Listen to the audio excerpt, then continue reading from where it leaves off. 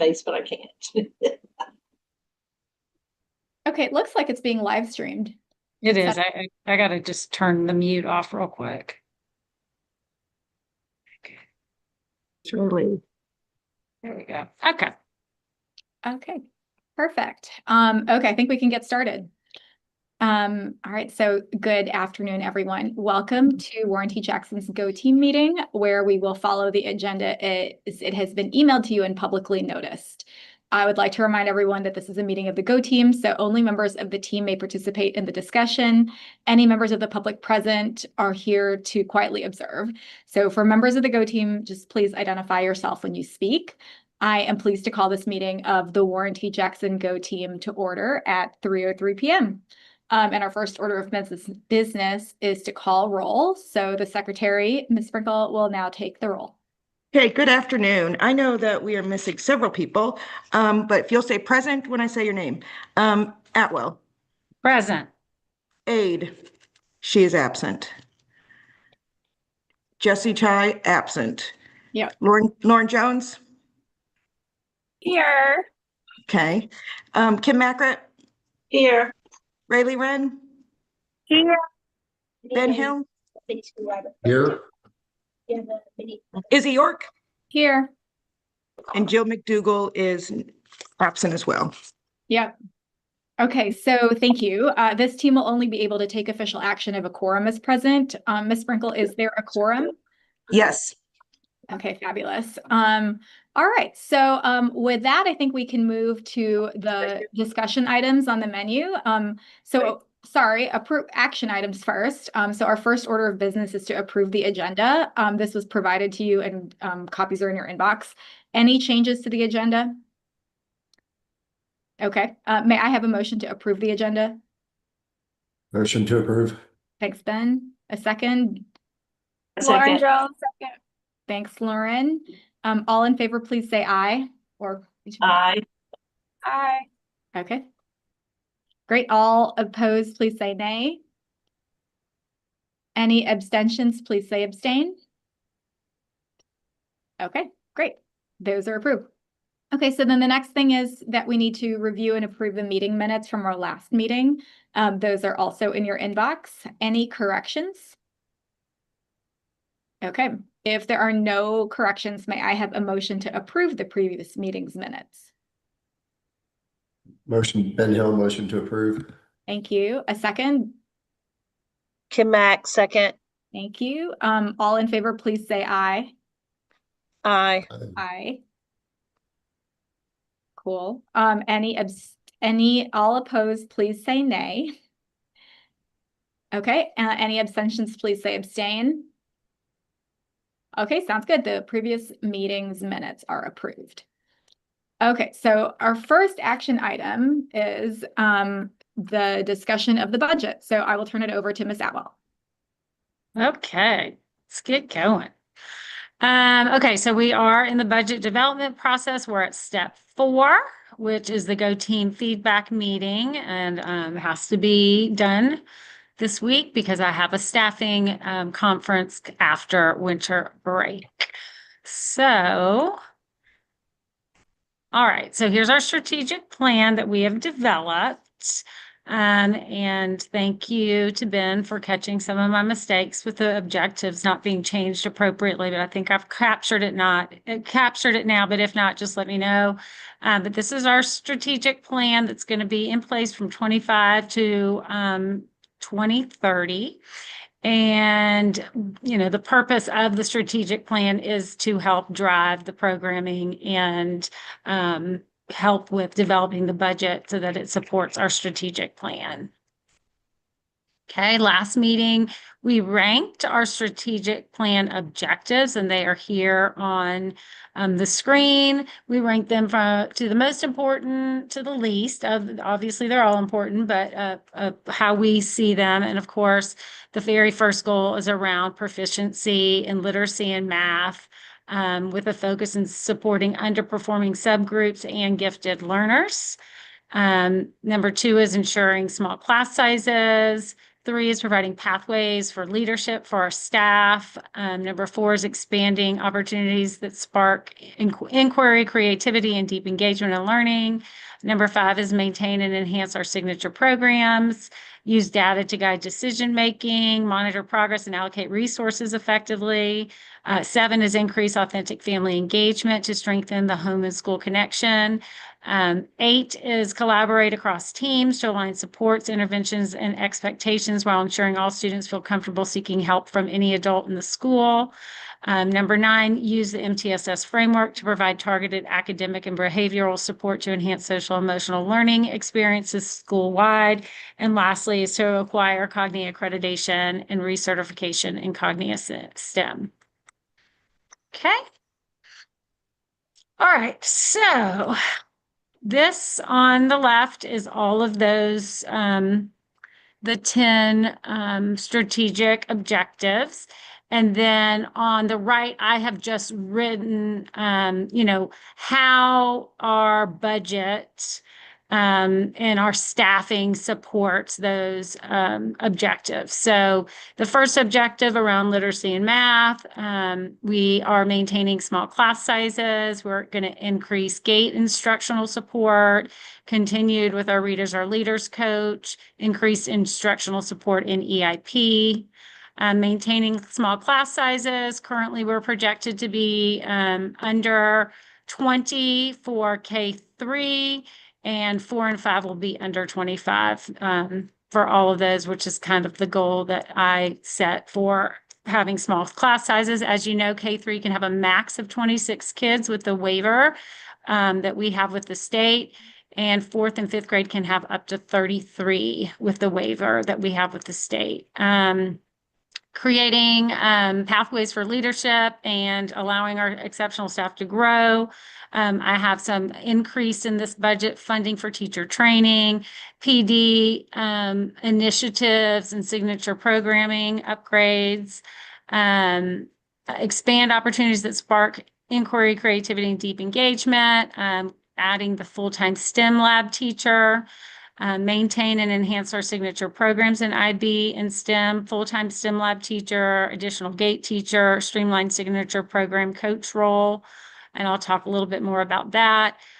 Use data to guide decision-making and monitor progress and allocate resources. We do that by maintaining small class sizes. Again, the increased support in GATE. I am putting in the budget to fund a special education para for the school and the EIP teachers, increasing the EIP staffing.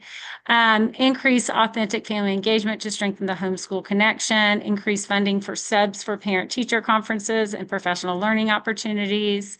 Collaborate across teams to align supports, interventions, and expectations while ensuring all students feel comfortable seeking help from any adult in the school.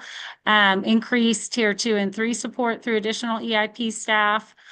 Use the MTSS framework to target academic and behavioral supports and enhance social emotional learning. Again, that is being upheld with additional EIP staff to help with tier 2 and tier 3. And then acquire the Cognia accreditation and recertification, one signature program coach to maintain the dual signature programs of IB and STEM, and also help with the accreditation for Cognia. Any questions? All right. Okay, so it's weird how they have this slideshow laid out. I do not make the order of the slideshow, but it would probably make more sense for you to me to show you kind of the budget first, but this is how they have it laid out. So obviously they have the focus areas and the strategic objectives. And then next to that is the resource recommendations that I'm making. So for sparking student curiosity, where I'm adding one STEM lab teacher, also, I'm adding another full-time PE teacher. We are caring for every child. I'm adding an EIP teacher, strengthening our instructional core, adding a school-funded special education para, and also adding another gifted teacher to work alongside Miss Sprinkle. Any questions there? Okay. And sorry, just one question. These are all net new positions from this current year? Yes, Okay, yes. got it, great. Okay. Now we're going to go into the staffing and the non-staffing allocations for my budget. So obviously, you're going to see, and what's up here is baseline staffed and difference. The comments, I didn't include the comments in this, but if there's a difference, I'll explain it to you with things about that have to be approved for me to change, but I'll talk about that in just a minute. Baseline is what the district recommends I need based on numbers of students and FTE that we've earned. Staffed is what I have currently, or what I am saying I want to have for next year. So staffed is what I want for next year, not what I have this year, because there are some changes.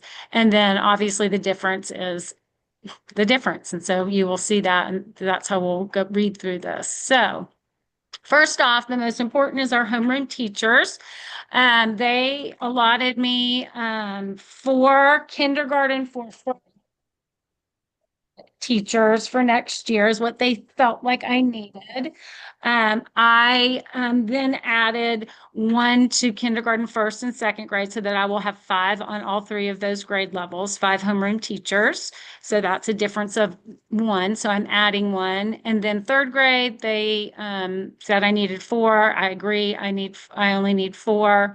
And then in 4th and 5th grade, they said I needed 3 in 4th and 3 in 5th. And I agree that that is what I need based on the numbers. I am projected to only have 69 4th graders next year and 71 5th graders. Those are the projections that they have given me. And it's in line with what I have right now. EIP, so currently I have 2 EIP teachers, so I am proposing to add an additional EIP teacher, and you can see that addition in the budget. Okay, and then art. So art, music, and PE and world language, they gave me a 1.2. It's really hard to find a 0.2 person. That would be somebody that would work 1 day a week. So I take that down to just 1 full-time person for art and music. And then for PE, I added another PE teacher so we can meet the standard of service of 2 PE classes per week. And then it looks like I don't have a world language, but they are actually the world language teachers in my budget under signature programming.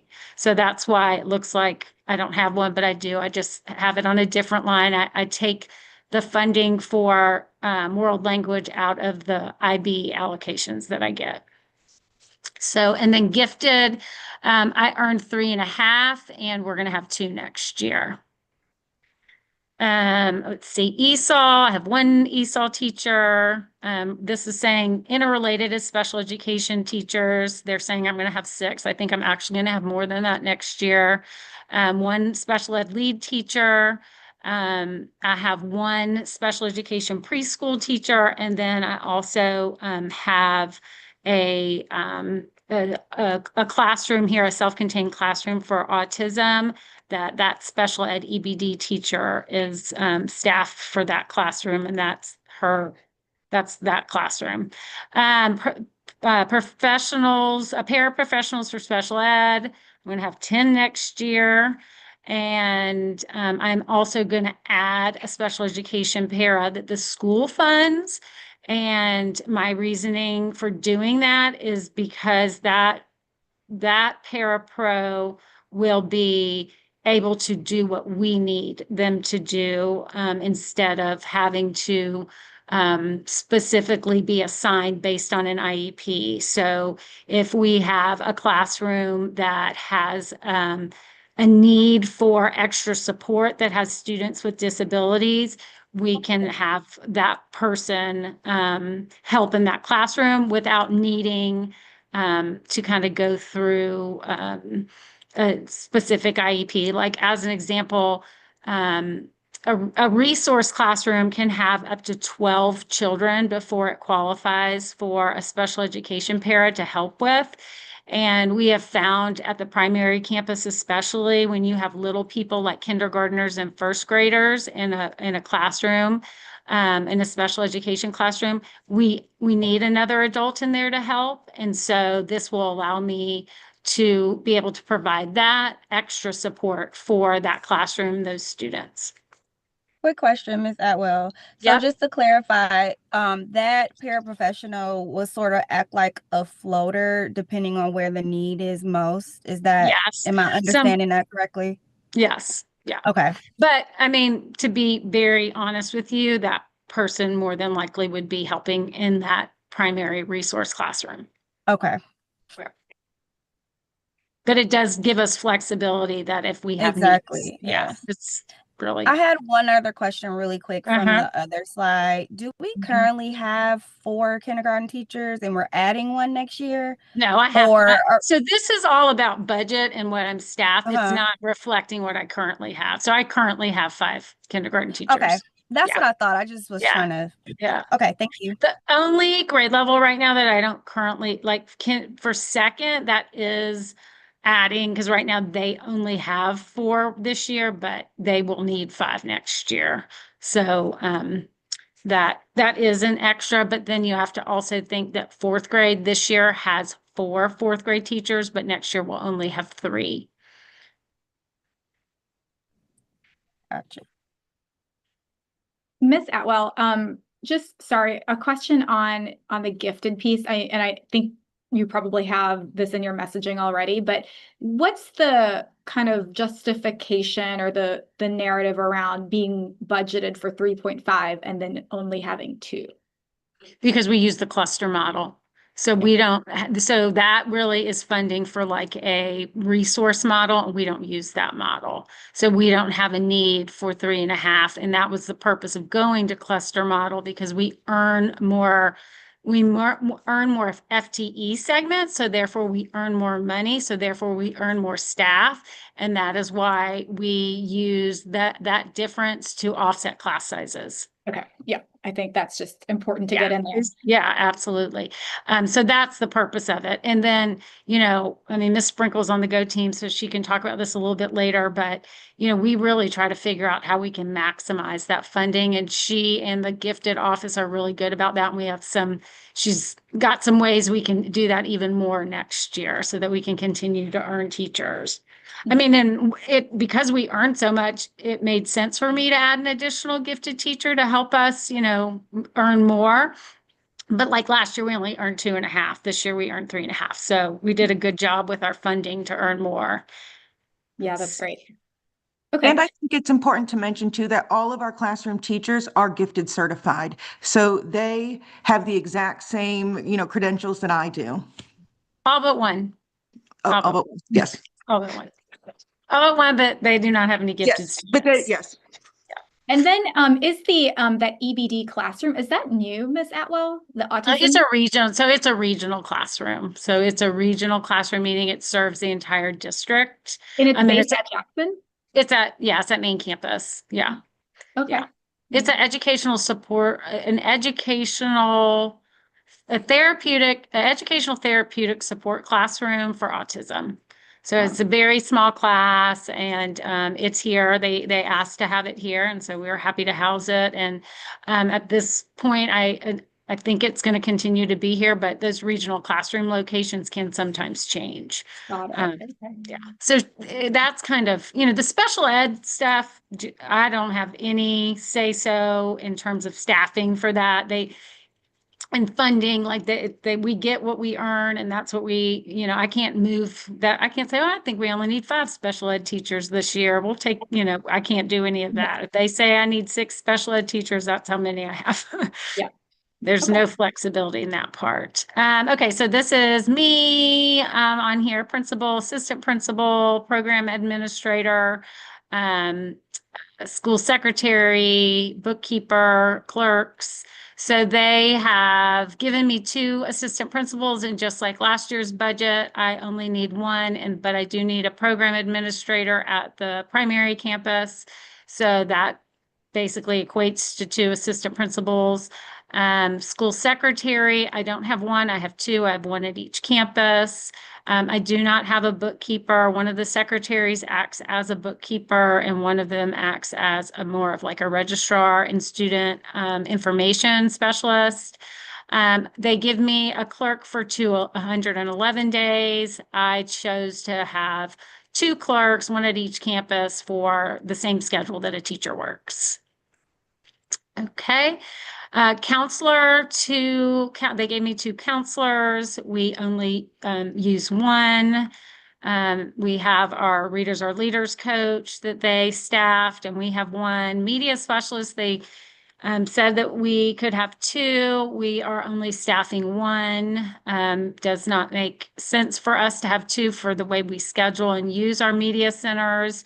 Also, it would really not be very nice to hire somebody to work at primary campus just to move them somewhere else the next year when we all combine. And then I have an LPN at primary and RN here at Jackson main campus. And next year, they do not staff the signature programs, but they do give us funds for signature programming. So next year, I am proposing to have only 1 signature program coach. That person will do both IB and STEM and the Acognia accreditation work, along with any work with IB, to continue our accreditation. And then I will have 1 STEM lab teacher that will, be a teacher and in the lab and be student facing all day. Okay. And here is my signature teacher for world language. My Spanish teacher's here. I have 1 social worker. We have an SST specialist, interventionist. This person does all the tier 3 and 504 work, and tier 2. So that is the MTSS process head. We have 1 psychologist. We have our 3 custodians, 2 at main, 1 at primary. We have our site manager, and then we have our 2 school resource officers. And then below here in green, this is our pre-K. This is our pre-K classrooms and our special ed preschool classrooms, along with our cafeteria managers and assistants. And it's green because I cannot do anything with it. That's why it's this color. I'm not allowed to touch it. I can't mess with it in any way, shape, or form. It's locked. So that is them. Let me see. And I think that's it. It went Okay. straight to voicemail. Miss Atwell, can you speak a little bit to the change in the 2 coaches down to 1 Yeah. in the IB and STEAM? Yeah, I just feel pretty strongly that we only have 1. We only had 1 for many years. And then the past couple of years when they were giving us funds for 2, both signature programs, we added an additional 1, and 1 for STEM and 1 for IB. And I just don't feel that we need 1 for each. It's not the best maximizing our funds, and it's not something that's going to be sustainable. Will the STEAM teacher, so the teacher will be dedicated to more of that structured STEAM work, will that be added as like a connections class for the kids? How will it? Yeah. Okay. We have, Thank you. Yes. It will be in, there will be, we have STEM scheduled it's in the master's schedule, and it's in the rotation every other week for K2. So the good thing about that is it will be in the schedule for K5, every single student, every single week. Any other questions? Okay.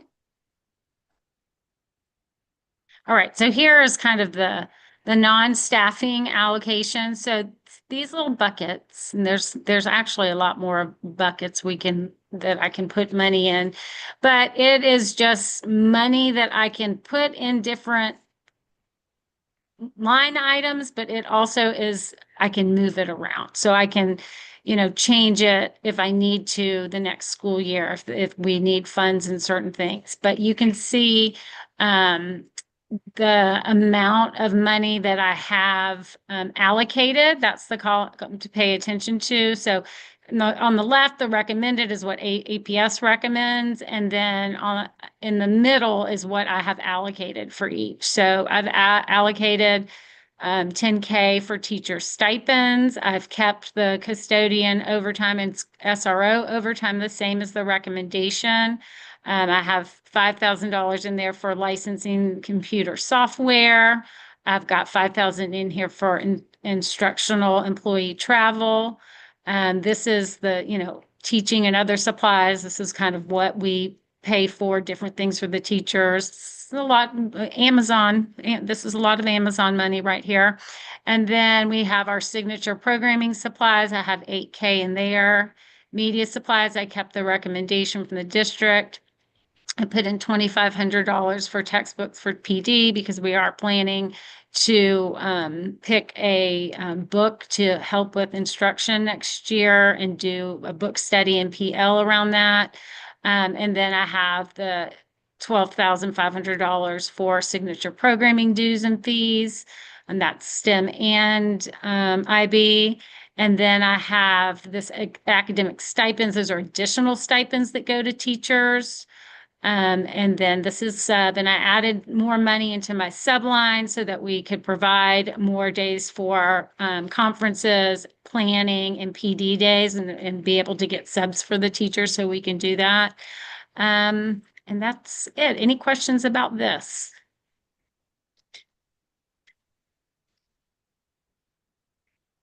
Okay. This looks like the same thing. Let me skip to the next. This is all the same. Okay, so this shows you a little pie graph of our budget by function. So you can see that 73%, almost 3/4 of our budget is spent on instruction. And then it has pupil services, that's 8%, improvement of instructional services, 3%. Let's see, education media services, 2%, school administration, 9%, maintenance and operations, 3%, and then school safety and security is 2%. And then I don't think there's anything in there for transportation.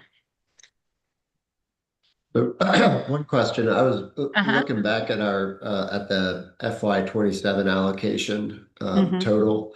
And this budget's a little bit higher than what I'd seen in that training session from an allocation. So will this still go through a review process where we manage against that allocation, or how does that work? Only, yes. So yes and no. So, the only thing that could impact my budget later is enrollment. So that happened this year where we were supposed to have 489 K-5 students. We did not. So they do something called the 15-day count. And so by the 15th day, we did not have 489. I think we were under 15 kids maybe. So then at that time, they would take money from me. They would take money to, for the difference because they give me money for those 15 kids. So then they basically kind of take it back. However, this year the district didn't take the money back. They left it in my budget. So that would be the only way my budget would change, is if we don't meet our projected enrollment. If I'm over the projected enrollment, they actually then in August give funds to me.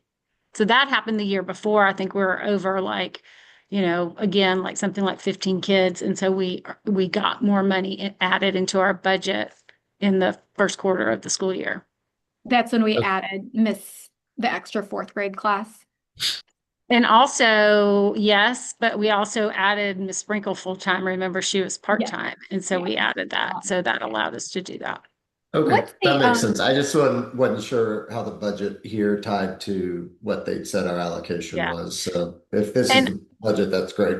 Yeah. Did you see it? I'm sure you saw when you did the training, like they also weight every grade level different. So there's like a base Correct. rate per pupil and then like weighted based on what grade level they're in.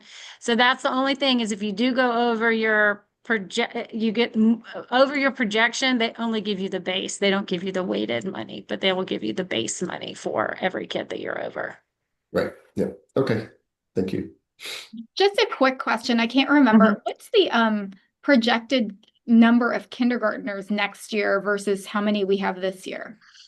So it's 75 for next year. And currently I was in Infinite Campus, like literally counting them. We only have 77 right now. We've had some move out. We've had some that had placement changes and things. So we only have 77 kindergartners. So projected for 75 next year. Okay. yeah. And the year before, I think we had 86 at the end of the year. Yeah. 85 or 86. So, I mean, I'm hopeful that we will have, typically we do get an influx of first graders for some reason, but Okay. hopefully I'm hoping we'll get a little bit more than 75. I mean, I would hope we're going to be as many people have been on our school tours. That's what I was about to say. Yeah, I was I like, am I'm trying to hoping- reconcile that with like Yeah. the amount of people that have been coming on tours. And I know a lot of those people Yeah. don't live in the district and are exploring their options. But yeah, I Yeah. mean, it seems like it would be more. Yeah, so I'm hoping that it will be more than 75. Right now, currently our enrollment K through 5 is under 450, just slightly. We're at like 447. So, that's not moving in the direction we want it to move in for sure. But hopefully, hopefully we won't have any admission snafus this year at any of our local schools that we're going to accept everybody off their wait list like happened last year and we'll get our students back. Yep. Okay, let me go to the next slide. Okay, reserve fund. So in the budget, I have, there's this little reserve. It's at the very top. It was on one of the other slides, I think, but I have almost $114,000 in reserve. I can't touch that money right now. Based on projection and the district's, overall budget, there's a possibility that they would give me some of the reserves back once school starts. And after the 15-day count, they might give me back half. They could, I guess, give me all of it, or they might not give me any of it. That's generally too where I could pay back if I need to pay back because we're under enrollment. So like this year, they didn't take any money from me, but I didn't get any of my reserves either from last year's budget. So this is just a slide that they asked us to do to just kind of give some ideas of what I might do if I were to get that money. So I just put a few ideas and I'm open to any suggestions you guys might have as well. And the world's our oyster, right? So one thing is to continue to fund opportunities for teachers to attend conferences and seminars, professional development trainings. We have done a pretty good job with that, like with Mr. White and the music teacher, the counselor, the Readers Are Leaders coach has gone on some things. We pay for our teachers to get Orton Gillingham trained through Skank, gifted training. So I'd like to explore some opportunities, I think, for our teachers to do some different things and find some, seminars that they're interested in. If that means traveling, maybe doing a weekend somewhere. I would like to look into funding some of those professional development kind of opportunities for our teachers just to grow in their practices and, bring some new ideas back to our school.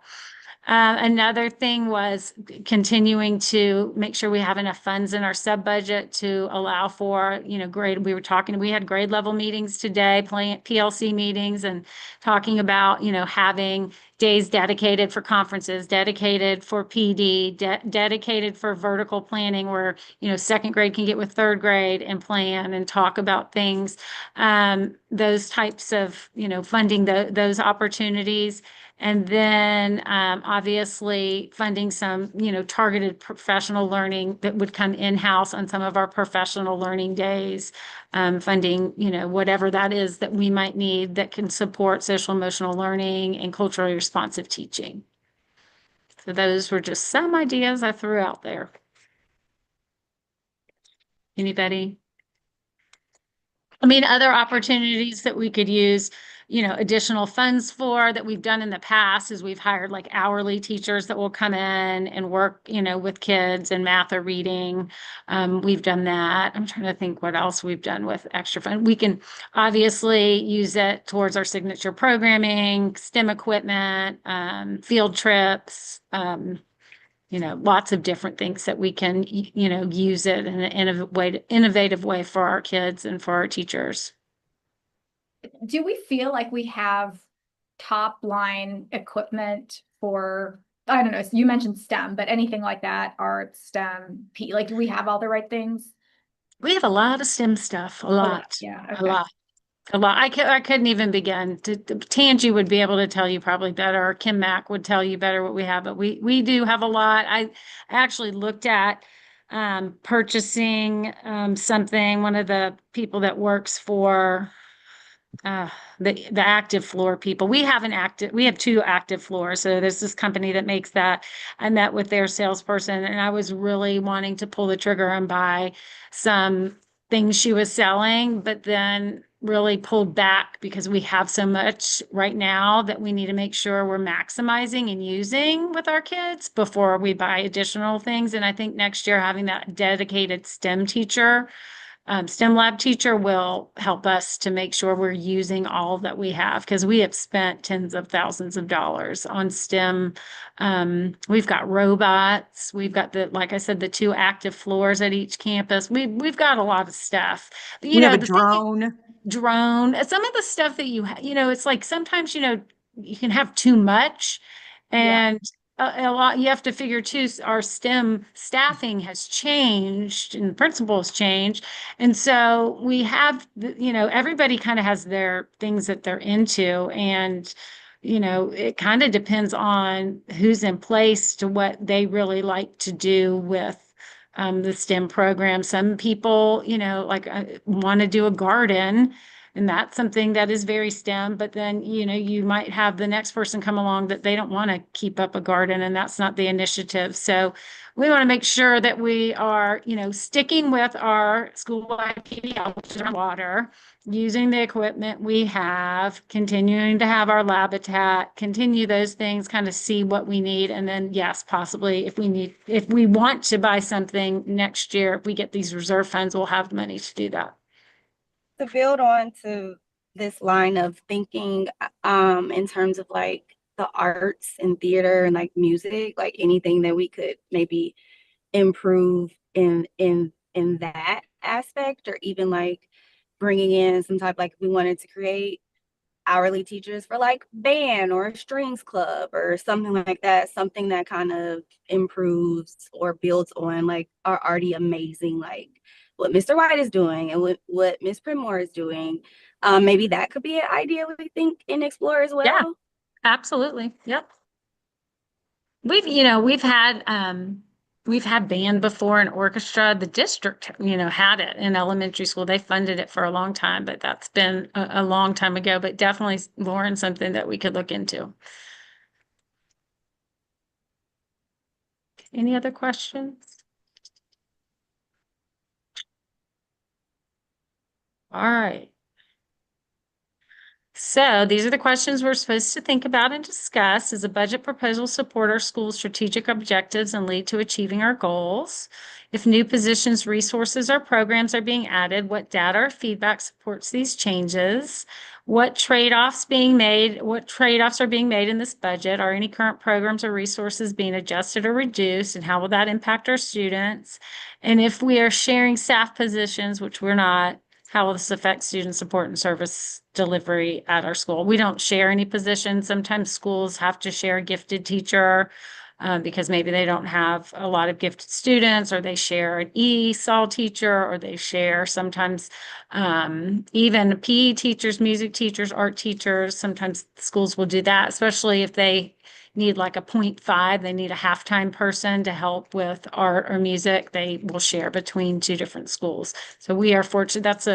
That can always be tricky. It's not very desirable. And so we won't be doing that next year. So any other discussions or questions? I got to pull this shade close just because it's in my eyes, but talk amongst yourself.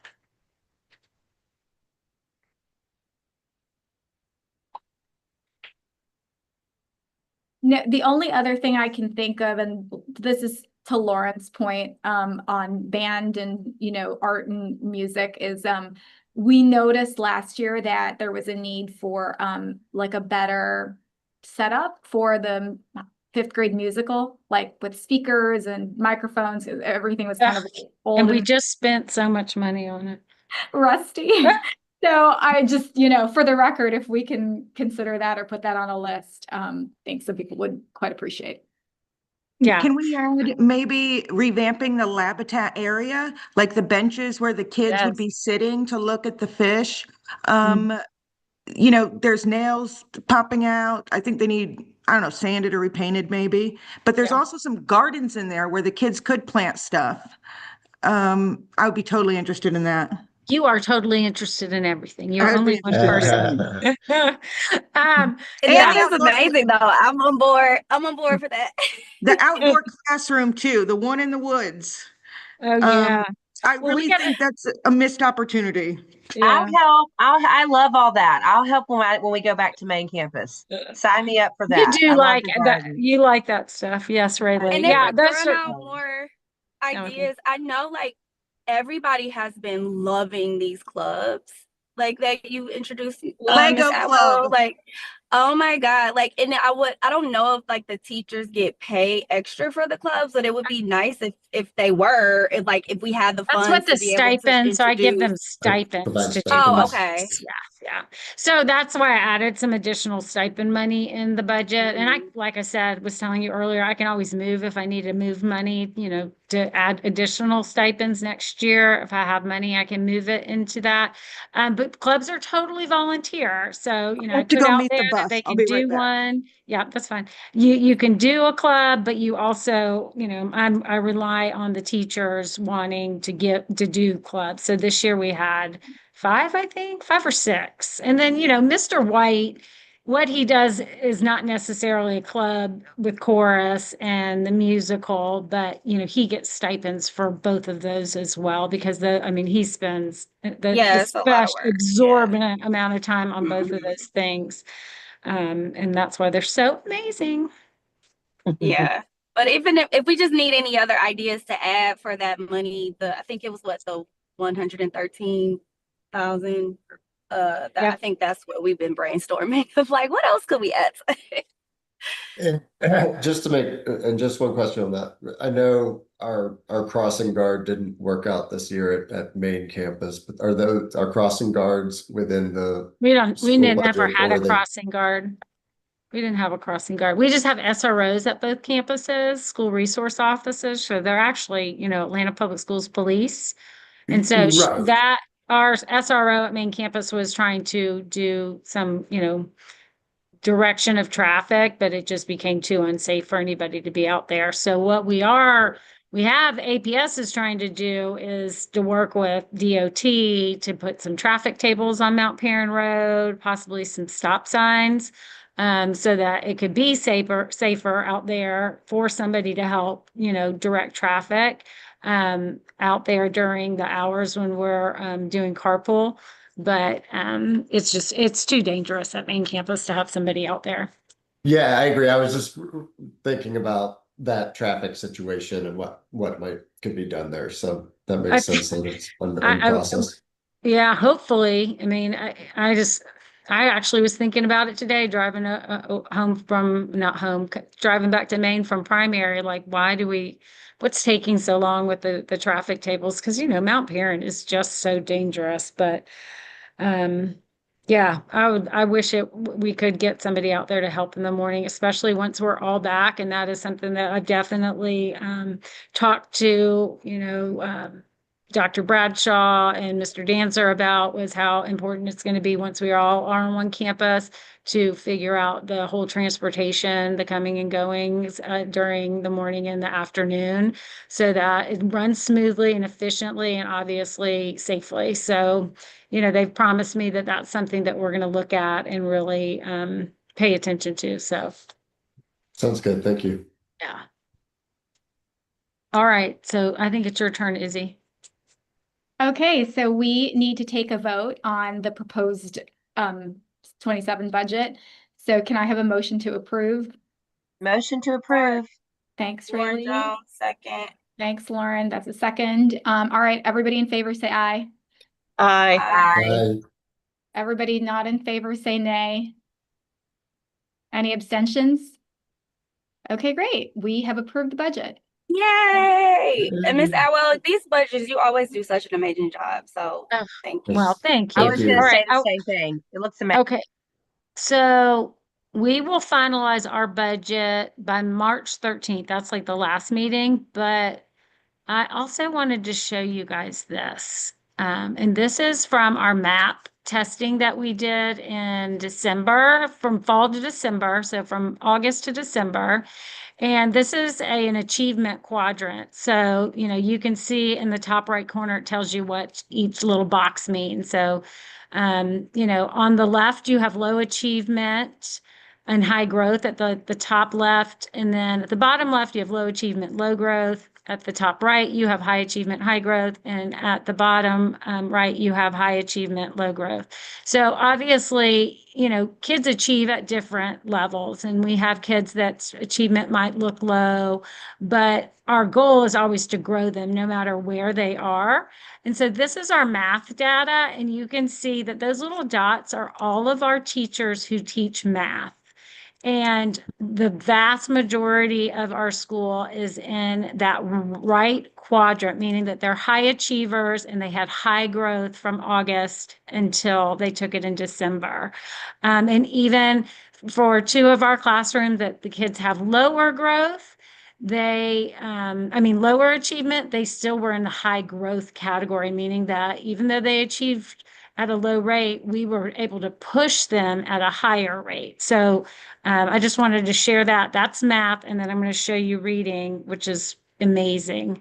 The reading, you can see that every classroom except for one had high growth. All those little dots are classrooms, and every single one except for one had high growth. And that one that does have high achievement. It just didn't make it over that line in the middle to have high growth.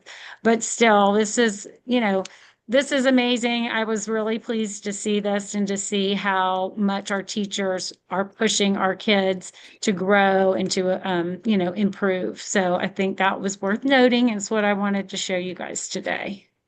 I think this is amazing and something that we should highlight in our Jackson Weekly for parents and families, because this is like a true testament to the quality of like the teachers and their Yes. relationships with the kids. It's a testament to the teachers and the parents, because Yeah, our teachers work their tails off, and we can't do what we do here at Jackson without the support of parents at home. So kudos to everybody. And then science, I forgot about my science. My 5th graders take the science map because they take the science milestones, and all 3 classes were in that high achievement, high growth. So that's awesome. All right. Announcements, art show right now. Hang up and go in just a second. And then the auction is coming up on Friday, March 20th. And the PTO has tickets on sale now. Any other announcements? That's it. All right. Go Team declarations are open now. Raise your hand if you're rolling off Go Team this year. I am Lauren Jones. And Mrs. Wren. Frankie, Is it time for me to go, I guess? yes, Riley, we- we're together. I think we need 2 teachers and 2 parents, what I think I was told, but I think that's right. Yeah, that sounds right. I guess I think I recall mine being a 2-year commitment, so I think y'all are. Yeah, you're new. You're stuck with us, Ben. Yeah, you and Listen, Jill. I think at least Natalie you is down too. Yeah. I'm everlasting, so lucky me. I was gonna say term limits. I guess there's term limits too. Not for 2 you, years. not for that's it. Atwell. Not for Atwell. No, I know that. Right, you can do it again, Riley. You can do it again if you really want to. All right, guys. See you at the secretary, art Riley. show, hopefully. Oh, Yes. wait, you got to close Thank the you. meeting, Izzy. Oh gosh, we've reached the end of our agenda. May I have a motion to adjourn? Motion to adjourn. Okay, is there a second? Kim Mack, second. Okay, all in favor, raise your hand. Aye. Okay, Thanks no all. Good nays, afternoon. no abstentions. Okay, goodbye.